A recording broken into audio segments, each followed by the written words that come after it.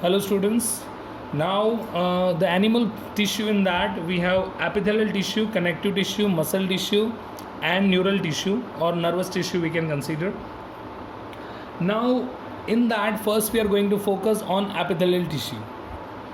Epithelial tissue is a thin protective continuous sheets of cells and it major serves for a function that is protection, absorption, secretion and some sensory perception. Now this all different epithelial tissues are located in a different region in our body, like it is available in the outermost layer of skin, in the lining of mouth, nose, lungs, stomach, or even the walls of many glands and their ducts.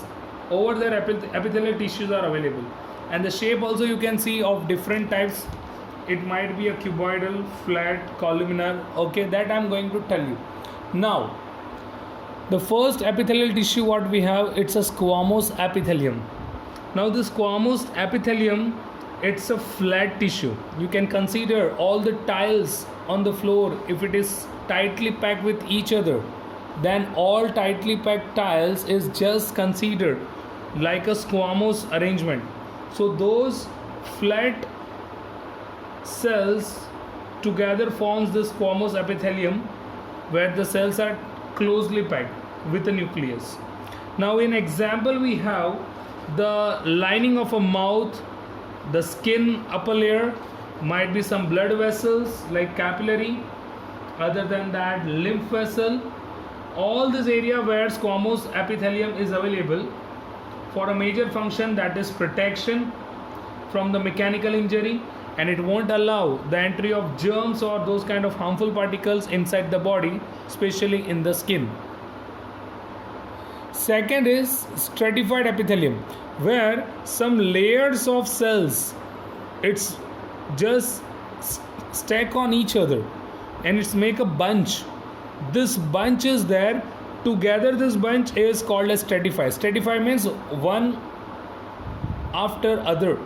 Okay, it's on one of that object. If we are keeping some other object and we are making a pile up, we are making a bunch of that, we are piling it up and we are making a bunch, that is called as stratified.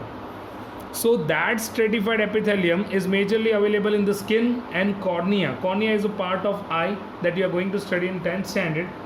Majorly it's a transparent layer that is made up of stratified epithelium, having the same function, protection.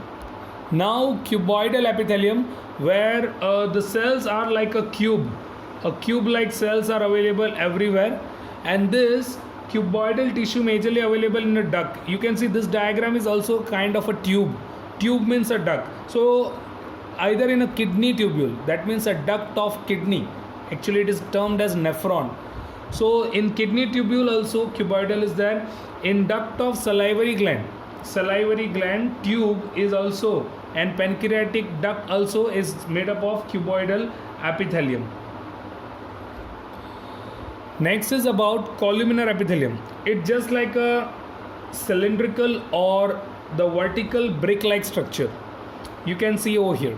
Now these cells are tall in size and majorly found in the walls of or in the lining of stomach and intestine. Especially if I consider, then in the walls of stomach and intestine, a type of columnar epithelium is available named as glandular epithelium. Yeah, it's having two types, glandular and ciliated. Glandular is the one which is having a secretion of something. You know, stomach and intestine, stomach secretes a gastric juice, intestine secretes intestinal juice. Those kind of secretion are done from the glandular. Even you can say sweat gland secretion, tear secretion. So all those glands are also having a type of columnar tissue, that is a glandular tissue. Where on the other side another type is ciliated epithelium, and ciliated epithelium is the one which is having cilia in the cells. See, this is the columnar cells. If I'm going to draw this kind of cilia, then now this is called as ciliated epithelium, majorly available in the trachea means it's a windpipe. Yeah, this cilia is having a constant lashing movement. Lashing means this kind of movement is there. This lashing movement will actually prevent the entry of dust particle into the respiratory region, especially in the lungs and in the trachea. So that is a major type of tissue named as ciliated columnar epithelium or ciliated epithelium. Now we have connective tissue. As per the name connective tissue is the one which involves in connection of organs, connection of different structures with each other.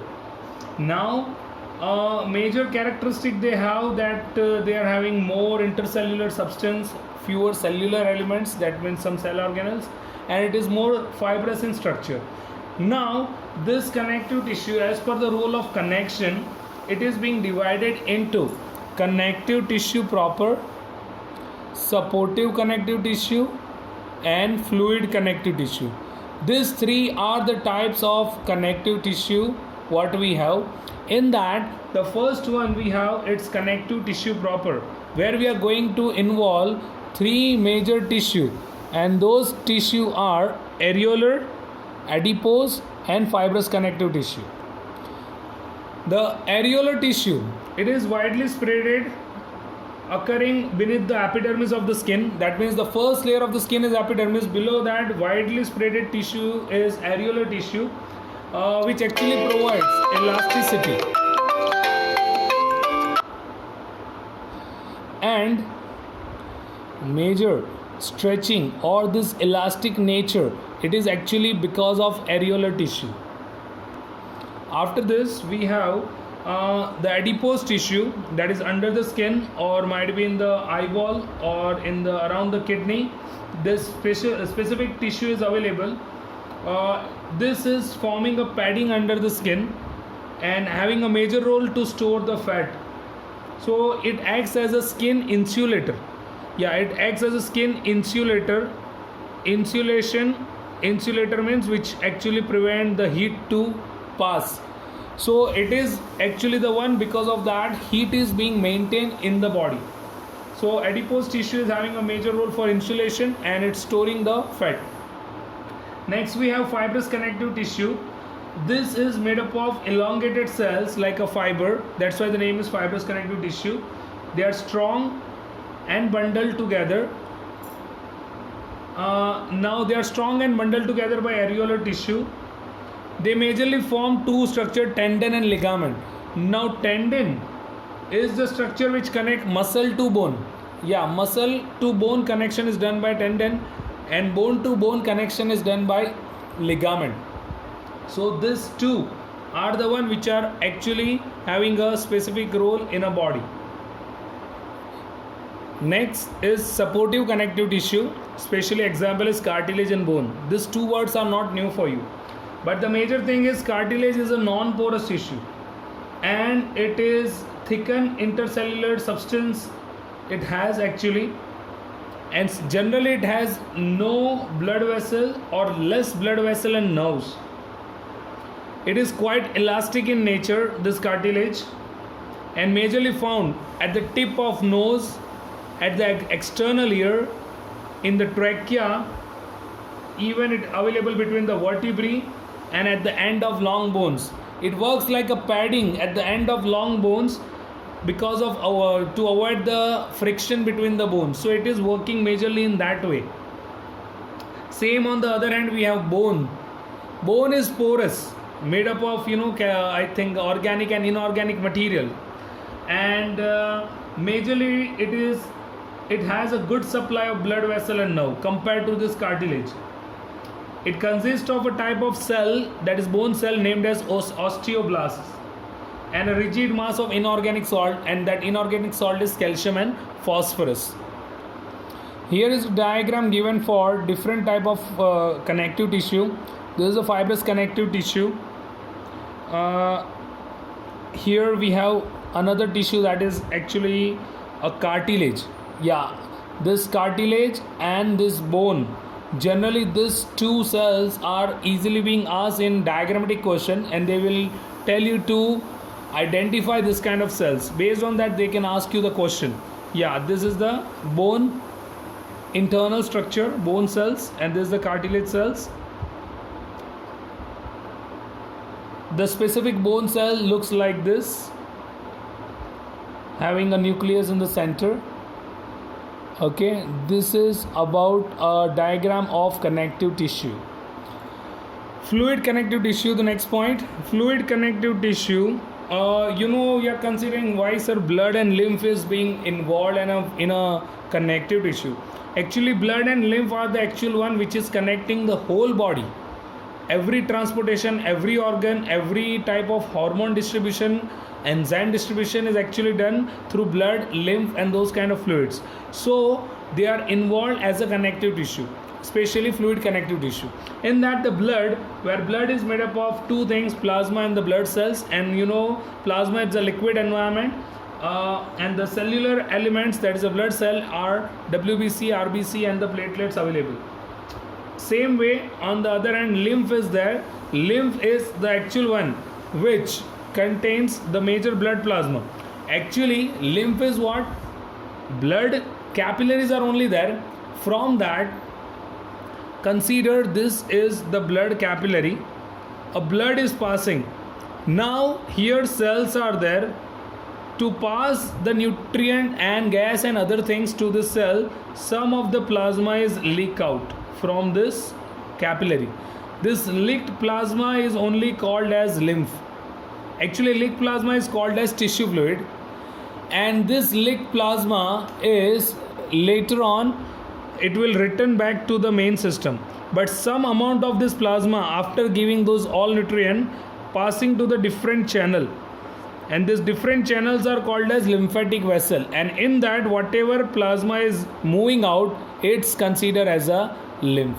So lymph is nothing, it's a plasma only, just leaking out. It is actually, after leaking, it's named as tissue fluid. That tissue fluid is giving nutrient to these all cells. After that, it will be absorbed again by the blood capillary, but some amount of this particular tissue fluid or plasma is passing through the different channels, different vessels, and that vessels are called as lymph vessels. So that lymph contains major blood plasma and only WBC. In that also, specific WBC named as lymphocyte is available. So this all are the major fluid connective tissue involved in the transportation of many different materials, nutrients, gases, and also provide immunity as it contains WBC, RBC and those kind of cells. These are some of the blood cells diagram. RBC I think we have seen in the cell chapter also. These are the uneven shaped WBC having a different type of nucleus which are being used to identify them, and this is the platelets. Now it's time for having muscle tissue. Muscle tissue, it's a tissue which is actually responsible for our movement. Yeah, muscle can majorly contract and relax only. So that's why it is being involved in the different movement of our body. And they are being divided into striated, unstriated and cardiac. Now striated means those kind of stripped and voluntary muscles which are actually the one which is in our control. As I told you, this is striated muscle. You can see some striation. Striation means strips. Okay, it is strips on the body. Okay, now this striation is there. Nucleus also available. Okay, that is a striated muscle which is a voluntary muscle, and majorly it is found in the arms, legs, face, neck, and most of the voluntary muscle which are in our control, all are striated one, which is having light and dark color band. See, these are the light band, this is the dark band available in the diagram. Same way, the another one is unstriated muscle. This is the unstriated muscle. Okay, quite elongated, tapered at the end. Okay, it looks like a slender or spindle. That's why it's quite longer. It is uninucleated. That means single nucleus is available. And the major example for unstriated or involuntary, which are not in our control, are the lining of intestine. You can consider the iris of eye. Iris of eye means colored part of eye. It can be increasing or decreasing somewhat in a size as per the entry of the light. Okay, other than that, we have the lining of the blood vessel, urinary bladder, uterus, This all are example involved in an involuntary muscle which are not in our control. Itself it is being controlled, itself it is being managed. The last one is cardiac muscle. This cardiac muscle is also uninucleated, striated and branched, or even it is named as restless muscle, because this muscle it is in a continuous function, continuous involuntary function. Yeah, we cannot control our heartbeat definitely, because the muscles are continuously working over there, named as cardiac muscle. Okay, so they can contract without outside stimulation and do not get tired soon. So major thing is about this is they are restless. Now we have the last and very important tissue, that is a neural nervous tissue. I wrote nervous tissue, it is even termed as neural nervous tissue.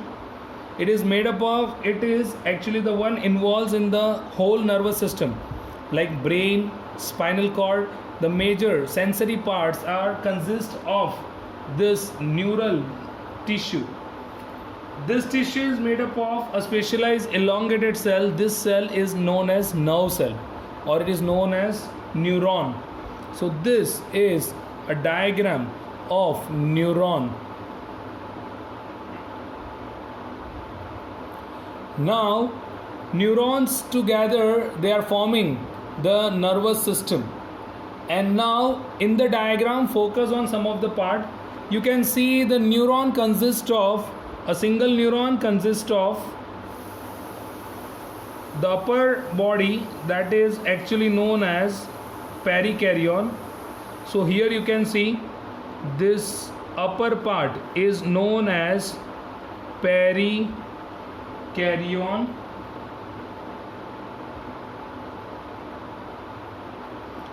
This is the upper part, perikaryon. Perikaryon is like a head of a cell, head of a neuron, because it contains nucleus, it contains some of the granules. This is termed as Nissls granule.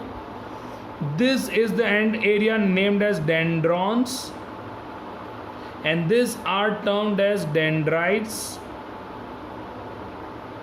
Dendrons and dendrites are having a role to receive the impulse. We are generally using a word message or signal. Yeah, actually that is named as impulse. So impulse to carry and passing to the perikaryon, that is a work of this dendrites and dendrons. Now this